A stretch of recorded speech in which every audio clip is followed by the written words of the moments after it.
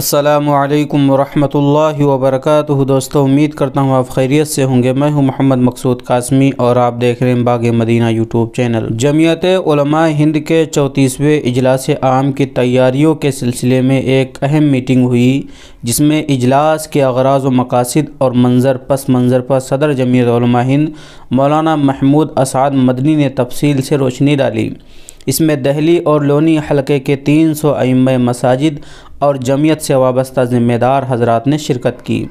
اس موقع پر مولانا محمود اسعد مدنی نے اپنے خاص خطاب میں کہا کہ ملک و ملت کے سامنے ہمیشہ ایسے مسائل رہے ہیں جن پر اجتماعی غور و فکر کی ضرورت ہوتی ہے تاکہ ایک مستحکم اور پائیدار لاہی عمل طے کر کے آگے بڑھا جائے۔ کے سامنے بہت سارے چیلنجز ہیں جن کا ہوش مندی سے حل نکالنا ضروری ہے، لیکن مایوس ہونے اور بہت زیادہ فکر مند ہونے کی چندہ ضرورت نہیں ہے۔ انہوں نے کہا کہ چند مخصوص عناصر ہمیں مایوس کرنا چاہتے ہیں، لیکن ہم ہرگز مایوس نہیں ہونے والے ہیں اور نہ جھکنے والے ہیں۔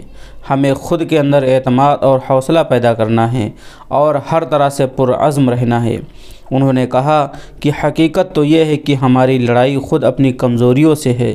جب ہم اپنی کمزوریوں پر غالب آ جائیں گے تو ہمیں کامیاب ہونے سے کوئی نہیں روک سکتا۔ مولانا مدنی نے آگے کہا کہ غم کی رات طویل ضرور ہے مگر ختم ہونے والی ہے، کیونکہ دائمی اختیار اور طاقت صرف اللہ تبارک و تعالیٰ کو حاصل ہے۔ انہوں نے بتایا کہ جمعیت علماء ہند اپنی تاریخ اور روایات کے مطابق 10، 11، 12 فروری کو رام لیلا میدان نئی دہلی میں اجلاس عام کر رہی ہے۔ آئینی کمیٹیوں کے اجلاس کے بعد کھلا اجلاس عام 12 فروری بروز اتوار صبح 9 بجے سے شروع ہوگا۔ یہ اجلاس ہماری سرگرمیوں کا صرف ایک حصہ ہے جہاں ہم مل کر فیصلہ کرتے ہیں اور آگے بڑھتے ہیں، اس لیے اجلاس کے بعد ہماری جدوجہد میں مزید تیزی آئے گی۔ مولانا مدنی اس موقع پر ائمہ کرام سے خاص طور سے مخاطب ہوئے۔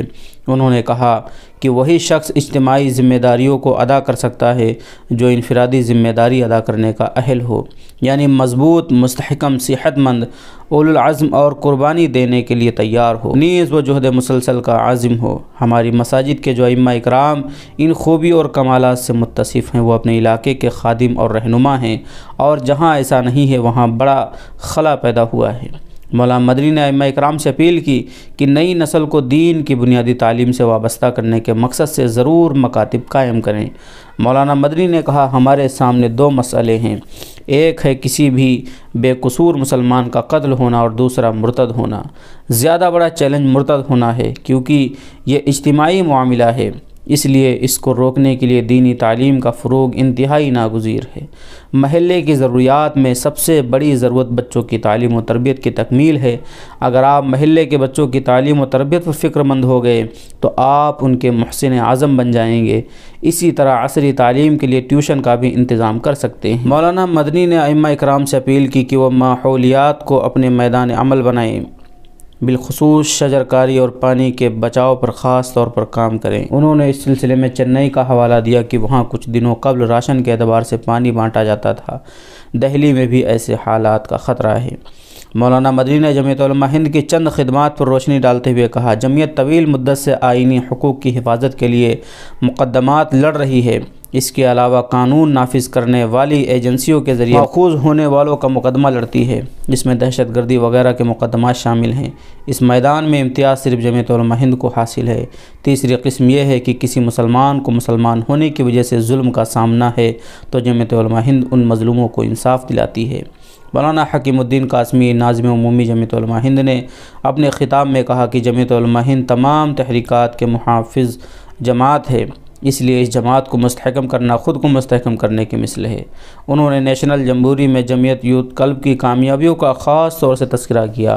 انہوں نے ائمہ کرام سے اجلاس عام کو کامیاب بنانے کے لیے تعاون دینے کی اپیل کی، جس پر ائمہ کرام نے تائید اور اپنی خدمات پیش کی۔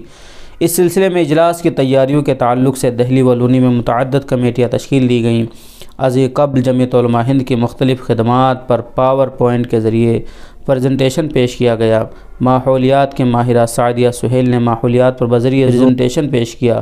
اس موضوع سے متعلق تعارف جناب اویس سلطان خان نے پیش کیا۔ دیگر اہم شرکاء میں سے مولانا داؤد امینی، مولانا اسلام الدین قاسمی، قاری عبدالسمیع، مولانا فاروق مظہر اللہ، مولانا محب اللہ قاسمی، مولانا اخلاق قاسمی، مصطفیٰ داود، مفتی زکاوت حسین، مفتی حسام الدین، حاجی محمد آزاد رکن جماعت تبلیغ دعوت بھارتی شو وہار، مولانا عبدالسبحان قاسمی، حاجی نسیم الدین، مولانا زاہد، حاجی اسعد میاں، مولانا شمیم قاسمی ذاکر نگر، قاری ربیع الحسن، قاری عاشق، مفتی خبیب، مولانا عبدالکریم، مولانا ارشاد، مفتی افسر، مولانا ولی اللہ سندر نگری، مولانا یوسف ماسٹر نثار احمد، مفتی حفظ الرحمان، مولانا عبدالباسط، مولانا فرقان سمے پردہ بادلی، مولانا محمد، مولانا یوسف وزیر آباد لونی سے قاری محمد نواب، مفتی حسن قاری عرفان، مولانا جناب الدین، مولانا ناظم اشرف قاسمی، مفتی خلیل، مولانا آصف محمود، قاری احرار، مولانا رضوان قاسمی، قاری ارشاد بوانا، مولانا ارشد ندوی وغیرہ شامل ہیں۔